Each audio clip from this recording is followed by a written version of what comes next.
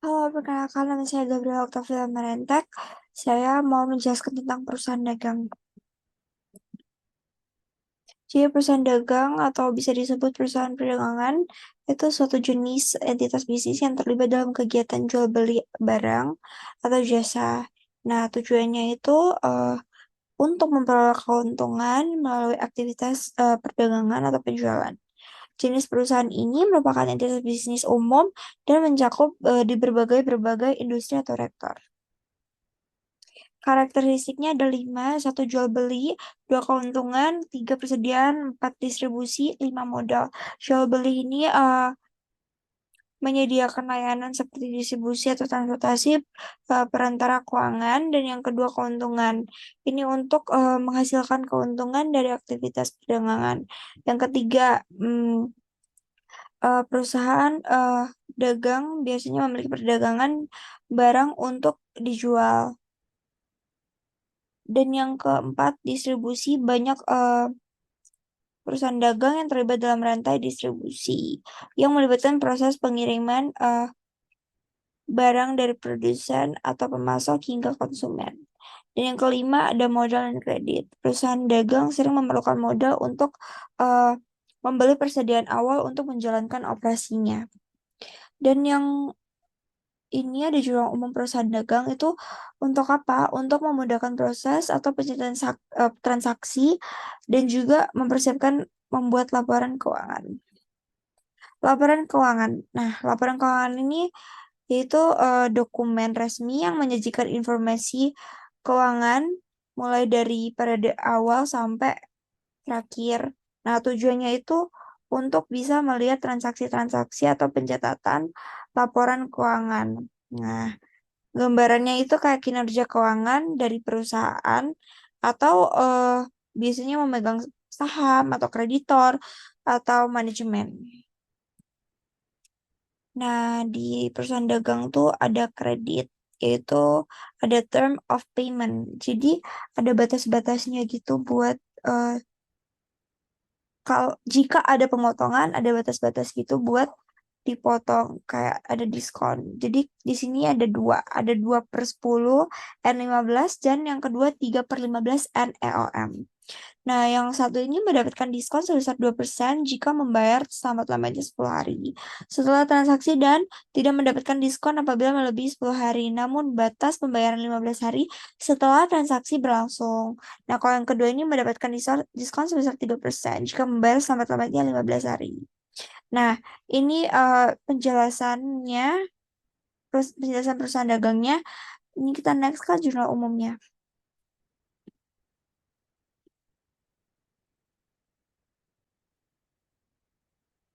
Ini yang pertama ada penyetoran modal di tanggal 1 bulan 11 2023. Kenapa kasnya di debit? Karena dia eh, masuk, dan modal di kredit karena dia juga masuk. Jadi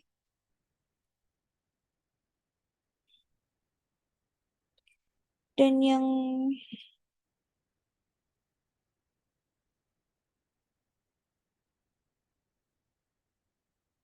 yang kedua ada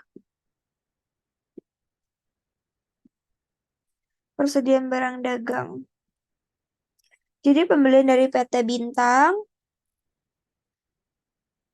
pada tanggal 2 November 2023, PT Sejahtera melakukan transaksi pembelian persediaan barang sebesar 4.500.000.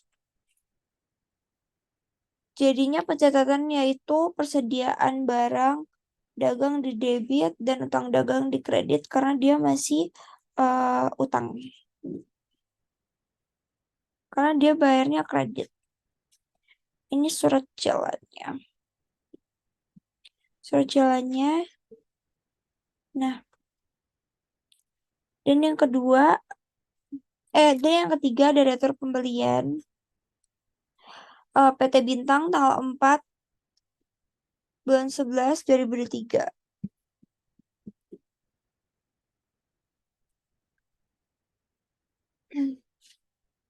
Eh, terjadi retur pembelian sebesar 300.000 kepada PT Bintang. Transaksi ini mencatat penurunan utang dagang dan persediaan barang dagang.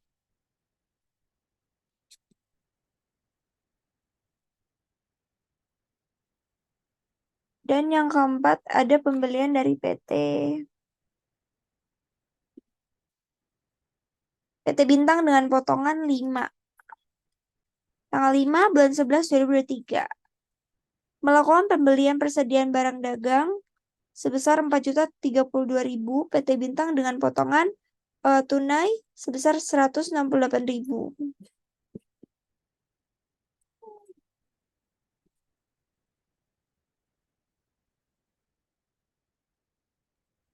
168.000. Dan pada tanggal 10 bulan 11 2023 pembayaran utang dagang ke PT Komet pada tanggal 10 November.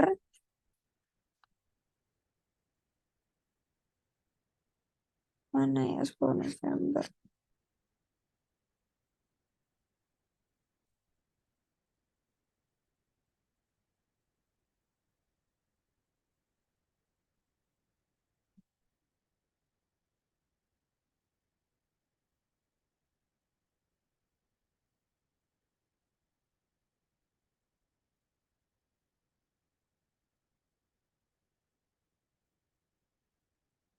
Nomor 5, sorry, pembelian PT Komet tanggal 6 bulan 11 2023. Pada tanggal 6 November, PT Sejahtera membeli persediaan barang dagang sebesar 2.600.000 dari PT Komet. Transaksi ini mencatat peningkatan persediaan barang dagang dan utang dagang dan kas. Ini surat keterangan jalannya.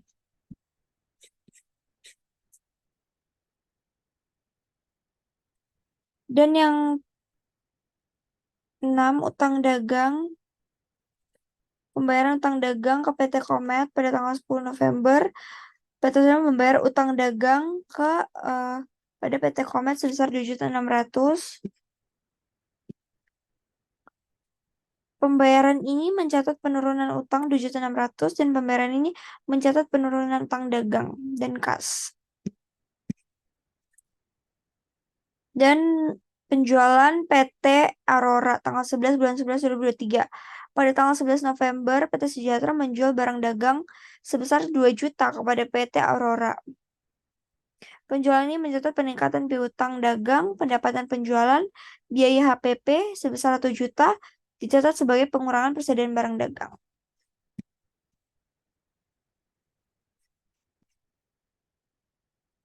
Dan ada penjualan dan ada retur penjualan PT Aurora tanggal 12 bulan 11 2023.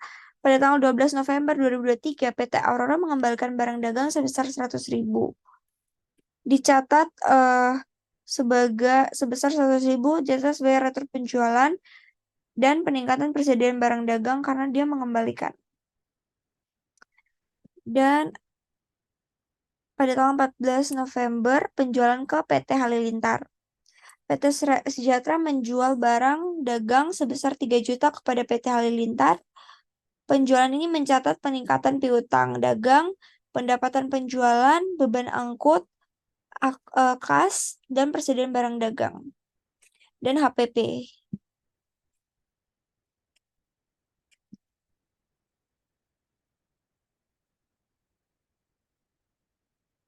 Dan pembayaran utang dagang PT Halilintar tanggal 17 bulan 11 2023. Pada tanggal 17 November 2023, PT Halilintar membayar tagihan sebesar 2.850.000 dengan potongan penjualan sebesar 150.000. 150.000. Transaksi ini mencatat peningkatan kas dan pengurangan utang dagang dan pencatatan potongan penjualan. Dan yang ke-11 adalah pembayaran utang dagang ke PT Aurora tanggal 20. Mana PT Aurora?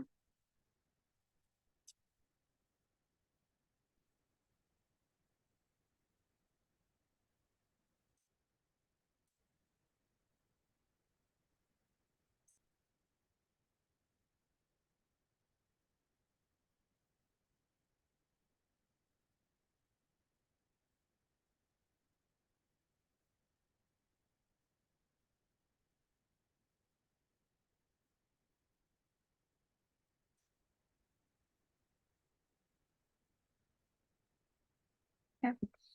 Pembayaran utang dagang PT Aurora tanggal 20 bulan 11 2023. Pada tanggal ini, membayar tagihan sebesar 1.900.000. Pembayaran ini mencatat peningkatan kas dan pengurangan utang dagang. Dan yang terakhir ada pembelian eh, peralatan dari PT Indo Elektronik pada tanggal 30 bulan 11 2023. Membeli peralatan dari PT Indo Elektronik sebesar 5 juta dengan pembayaran tunai. Pembelian ini mencatat peningkatan aset, peralatan, dan penurunan kas. Nah, ini kwitansi pembayarannya. Nah, mengenai aktivitas keuangan, PT Sejahtera ini menunjukkan eh, bagaimana perusahaan berinteraksi dengan pemasok, kunci dalam merekam dan melacak setiap perubahan keuangan, menciptakan jejak yang akurat dan terdokumentasi dari setiap transaksi. Jadi, ini jurnal umumnya. Baik, jadi ini jurnal umumnya dari kwitansi atau retur atau invoice sebelumnya. Pencatatan transaksi jurnal umumnya seperti ini. Kita next ke buku besar. Jadi, buku besar adalah buku yang berisi kumpulan akun-akun perkiraan yang terkait dengan pencatatan transaksi keuangan yang anggapannya buku pembantu yang berisi semua daftar perubahan laporan keuangan dari suatu entitas atau perusahaan. Jadi kita bisa lihat di sini yang pertama akun kas. Eh, Kasnya di debit 200 juta dan total akhirnya 200 juta. Dan tanggal 5 bulan 11 2023 itu peralatan di kredit 4.032.000 dan total akhir 5 juta. Nah, tanggal 6 ada peralatan juga kredit 50.000 dan total akhirnya debit 2.600.000 dan kredit 50.000. Nah, saldo debitnya 2.450.000.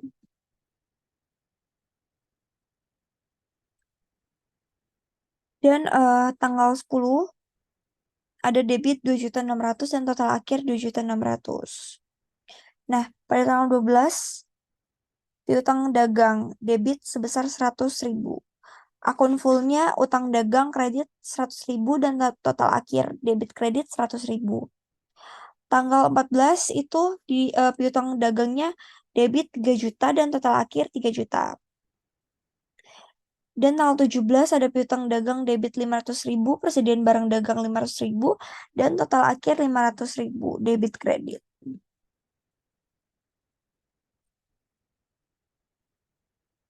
Dan tanggal 20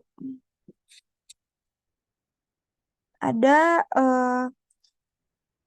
peralatan sebesar 1.900.000 di debit dan total akhir di debit 1.900.000. Dan yang terakhir tanggal 30 utang dagang di debit 5 juta dan total akhirnya 5 juta. Nah, ringkasan totalnya itu total debit 204.750.000 dan total kreditnya 11.722.000 dan saldo debitnya 100.093.028.000. Jadi totalnya ini. Jadi ini buku besarnya. Di sini pakai pivot table. Jadi eh masukkan akun full, tanggal, kredit, debit. Jadi akun fullnya di atas, tanggal di bawah. Ini seperti di samping ini. Jadi ini tinggal satu. Jadi eh ini bisa dipilih kas, peralatan, itu bisa dipilih. Jadi seperti itu. Next kita ke neraca saldo. Ini neraca saldonya.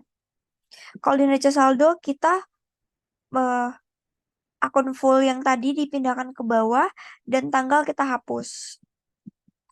Oke, neraca saldo itu apa sih? Nah, neraca saldo itu atau laporan keuangan suatu entitas yang dihasilkan pada suatu periode akuntansi yang menunjukkan posisi keuangan dari suatu entitas tersebut pada akhir periode.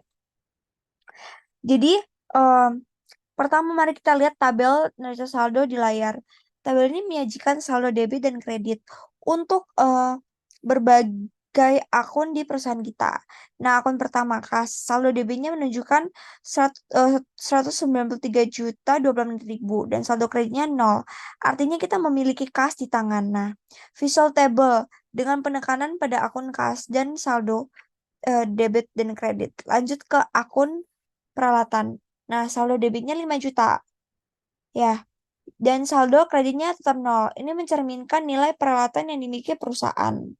Visual tabel dengan penekanan akun peralatan.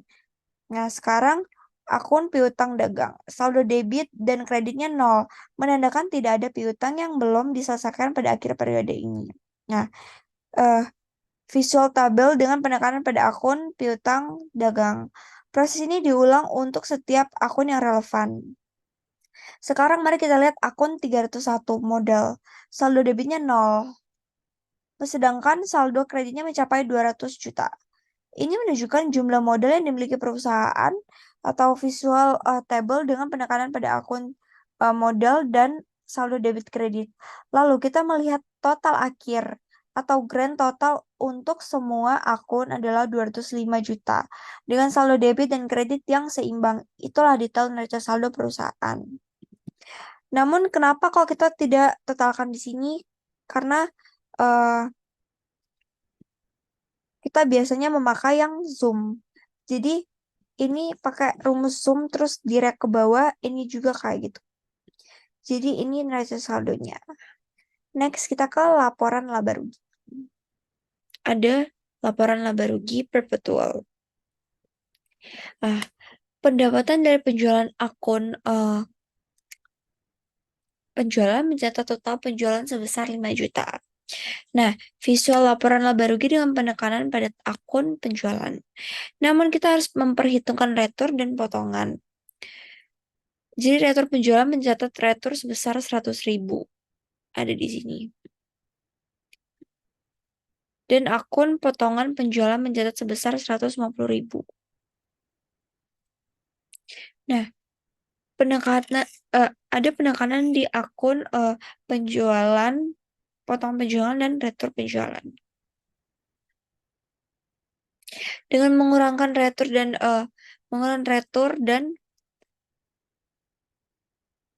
mengurangkan retur dan potongan dari total penjualan kita mendapatkan 4.750.000. Jadi biaya-biaya selanjutnya mari kita lihat biaya-biaya ini terkait dengan penjualan HPP atau mencatat harga pokok penjualan sebesar 2.450.000 dan akun beban angkut mencatat 4 juta dan beban angkut mencatat 40.000 di sini.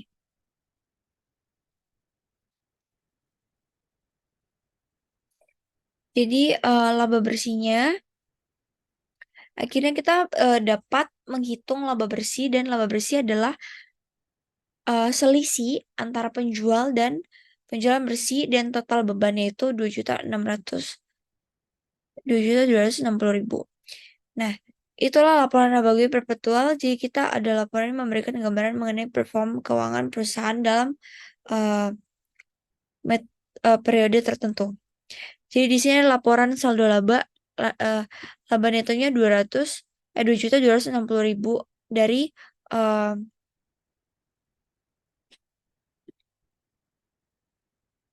total laba bersih. Jadi kita catat di saldo labanya seperti ini. Dan karena tidak ada priva atau dividen atau uh, apa sih priva atau dividen itu kayak kita mau mengambil uang pribadi. Atau kalau dividen itu saham-saham. Nah, saldo akhirnya sini 2.260.000 karena tidak ada priva atau tidak ada dividen, jadi saldo labanya tetap 2.260.000. Jadi kita next ke laporan posisi keuangan. Nih.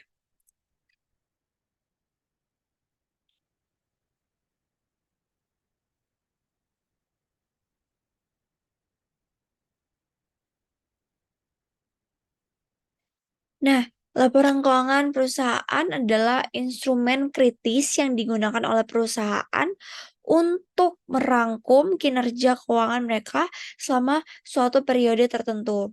LKP ini posisi keuangan eh, atau kinerja operasional dan arus kas perusahaan bagian utama dan LKP. Nah, ada neraca. Nah, aset. Aset itu ada terbagi hmm, eh, pecahan menjadi aset lancar dan aset tetap. Nah, aset lancar itu mencakup kas, piutang, dan persediaan. Ini aset lancar.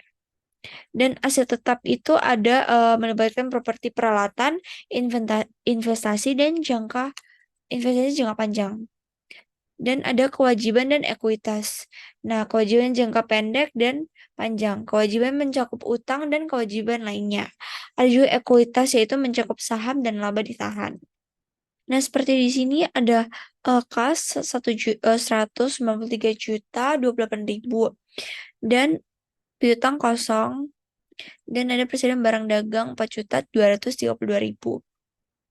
Dan aset tetapnya itu ada 5 juta peralatan. Nah, ini di total di Zoom ini secara keseluruhan untuk mendapatkan total aset. Dan liabilitas.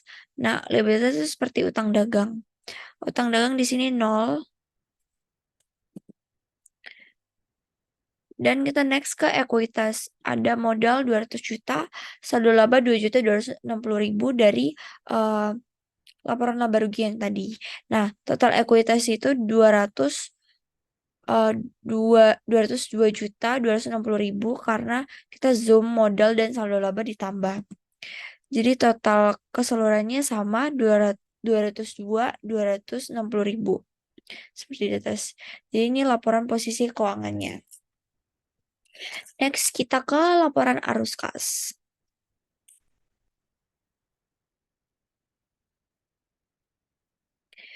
Nah, laporan arus kas di sini, laporan ini disusun untuk memberikan gambaran yang jelas dan merinci mengenai arus kas PT Sejahtera selama bulan Oktober 2023. Analisis arus kas ini menjadi kritis untuk memahami bagaimana sih perusahaan menghasilkan dan menggunakan kas dalam berbagai aktivitasnya.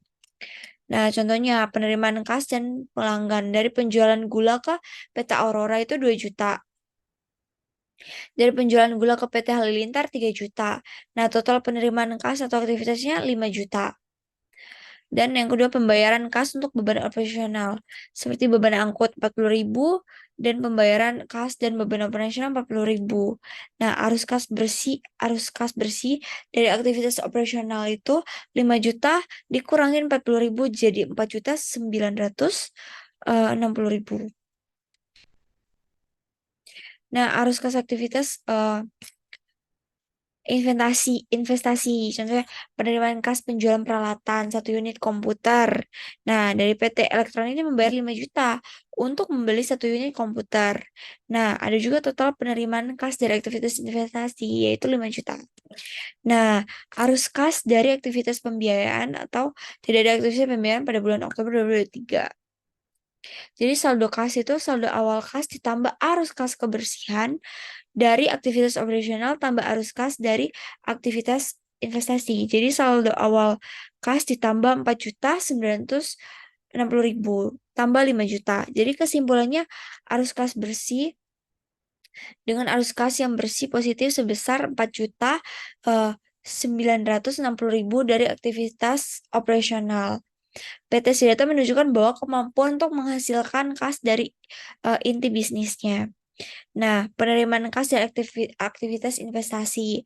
Ada juga pendapatan dari penjualan peralatan 1 unit komputer. Menghasilkan penerimaan kas signifikan, menunjukkan keputusan investasi yang menguntungkan. Dan yang ketiga ada kondisi pembiayaan, yaitu tidak ada aktivitas pembiayaan pada bulan Oktober 2023.